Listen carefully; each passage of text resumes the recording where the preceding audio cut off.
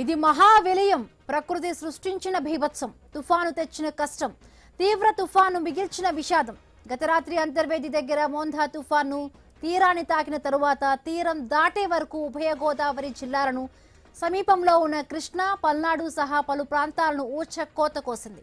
ఇప్పుడిప్పుడే నష్టం కళ్లకు కనిపిస్తోంది. ఇంకా తుఫాను ప్రభావం తగ్గలేదు. ఈదురుగాలులు శాంతించలేదు. భారీ వర్షాలు ఉక్కిరి బిక్కిరి చేస్తున్నాయి.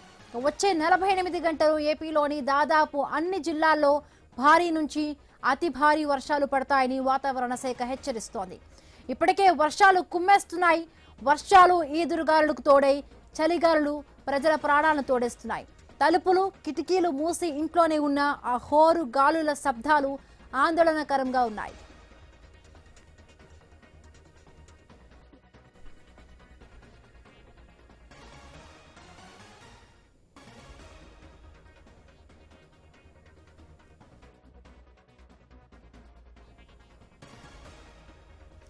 ఇక తుఫాను ప్రభావం ఎటు చూసినా కూడా చాలా విషాదంగా కనిపిస్తోంది. మనకి ఐ న్యూస్ స్క్రీన్ పైన 4 బాక్సులు కనిపిస్తున్నాయి. మొదటగా అక్కడ ఏలూరు జిల్లాని మనం చూస్తుంటే అంటే మహా పెద్ద వృక్షాలన్నీ కూడా కూలిపోయిన పరిస్థితి. ఆ వృక్షాలన్నీ కూడా కట్ చేసి జిహెచ్ఎంసీ అక్కడ ఉన్న అధికారులు ఎవరైతే ఉన్నారో వాళ్ళందరూ కూడా క్లియర్ చేస్తున్న పరిస్థితి. అలాగే గుంటూరు జిల్లా మనం చూస్తుంటే రైట్ సైడ్ బాక్స్ లో కూడా కనిపిస్తోంది. సో పంట పొలాల్లోకి కూడా నీరు చేరిన పరిస్థితి. సో ఎక్కడ పట్ట ప్రకాశం జిల్లాలో కూడా అదే సిచ్యువేషన్ కొనసాగుతుంది. ప్రకాశం జిల్లాలో చూస్తుంటే అంటే ఈ వర్షం ధాటికి మొత్తంగా పంట పొలాల్లోకి నీరు చేరిన పరిస్థితి. ఎక్కడ పడితే అక్కడే మొత్తానికి కూడా పంట నష్టమైన పరిస్థితి. వర్షం తగ్గాక అధికారులు సమీక్ష చేస్తారు ఎంత పంట నష్టం పోయాము అన్నది. అలాగే కర్నూలు జిల్లా విషయానికి వస్తే ఎక్కడికెక్కడ కూడా అంటే ఇంటిలోకి కూడా వరద నీరు వచ్చిన పరిస్థితి మనం చూస్తున్నాం క్లియర్గా కూడా. ఇంటి లోపలికి వర్షాలు అలాగే రోడ్లు దెబ్బతిన్న పరిస్థితి కూడా క్లియర్ కట్గా మనకి కనిపిస్తుంది స్క్రీన్ పైన. అధికారులు ఎక్కడ పునరావాస కేంద్రాల్లో అక్కడ క్లియర్ చేస్తున్నట్టుగా కనిపిస్తోంది. మొత్తం రాళ్లన్నీ కూడా పడిపోయిన పరిస్థితి. అంటే వర్షం చాలా వరకు కూడా విషాదాన్ని నింపింది. గ్రామాల్లో రోడ్లు ఒకవైపు ధ్వంసం అవుతున్నాయి, పంటలు దెబ్బతింటున్నాయి. ఊహకందని నష్టం అయితే సంభవించింది.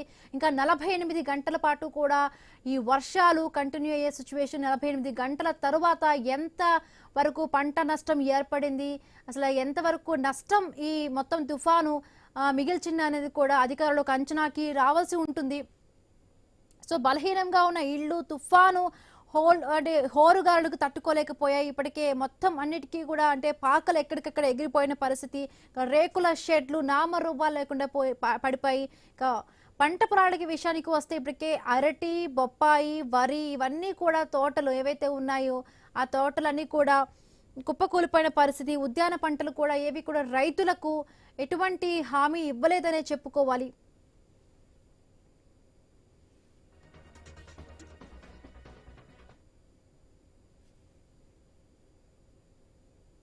తుఫాను ప్రభావిత ప్రాంతాల్లో ఎటు చూసినా విషాదం కనిపిస్తోంది. గ్రామాల్లో రోడ్లు ధ్వంసమయ్యాయి.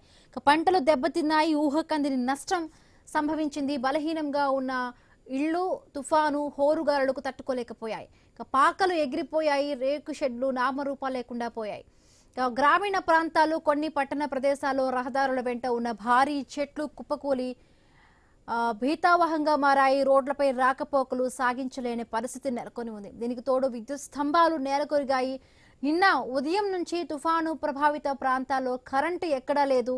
ఉదయం చూస్తే కరెంటు స్తంభాలు పడిపోయి ఉన్నాయి, ఒరిగిపోయి కనిపిస్తూ ఉన్నాయి. వాటిని సరిచేసి తెగిన చోట్ల వైర్లు తిరిగి కట్టి యథావిధిగా పూర్వస్థితికి రావడానికి కొంత సమయం పట్టే అవకాశాలు కనిపిస్తున్నాయి. ఎంత యుద్ధ ప్రాతిపదికన చర్యలు తీసుకున్నా కూడా విద్యుత్ సరఫరా పునరుద్ధరణకు వేచి చూడక తప్పట్లేదు.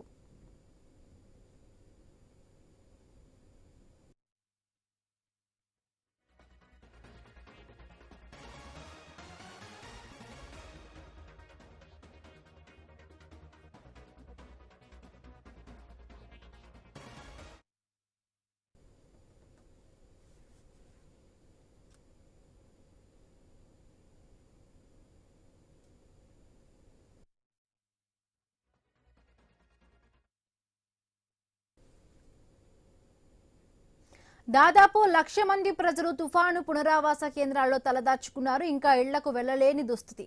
ఇంటి దగ్గర పరిస్థితి ఎలా ఉందో తలుచుకుని అల్లాడిపోతున్నారు చిన్నపిల్లలు, వృద్ధులు. స్థితి దయనీయంగా మారింది. ప్రభుత్వం పరిస్థితిని ఎప్పటికప్పుడు సమీక్షిస్తున్న క్షేత్రస్థాయిలో పరిణామాలు కుదుట పడితే గానీ సహాయ చర్యలు ఊపందుకోలేవు. కరెంటు లేకపోవడంతో సెల్ ఫోన్ ఛార్జింగ్లు లేవు. దీంతో ఆత్మీయుల సమాచారం తెలుసుకునే అవకాశం లేక చాలా మంది ఆందోళన చెందుతున్న పరిస్థితి.